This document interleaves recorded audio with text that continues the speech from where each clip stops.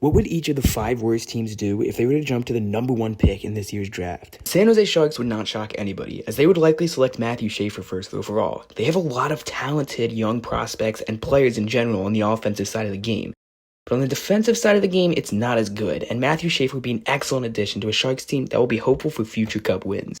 The Chicago Blackhawks is a little more difficult to predict. They're struggling on all sides of the ice, but they have a couple more defensive prospects they can be hopeful about, including Dickinson, the guy they just selected with their first-round pick last year. So, it really could go either way, but what I really think they need is help on the offensive side with Connor Bedard. Now, I think they could take Michael Misa, who's the best forward, but he's also a center, so they would likely convert him over to left wing, something he's done in the past, so that he could play on the first line with Connor Bedard.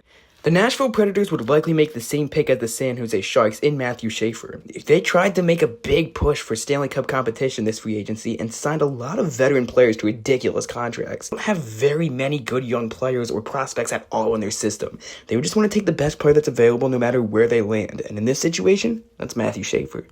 I do have a bit of an interesting prediction if the Buffalo Sabres were to win the draft lottery, however. This is a team that's been struggling to make the playoffs for so many years, and they've had a lot of top picks, but there's not really much they can do with another young player. They have plenty of those.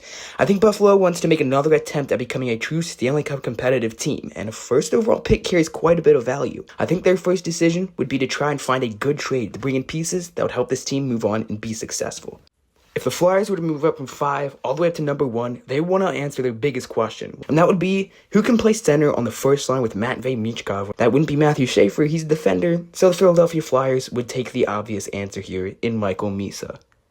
Let me know what you think these teams would do, or maybe even other teams that could also jump up to first overall, even though it's quite unlikely.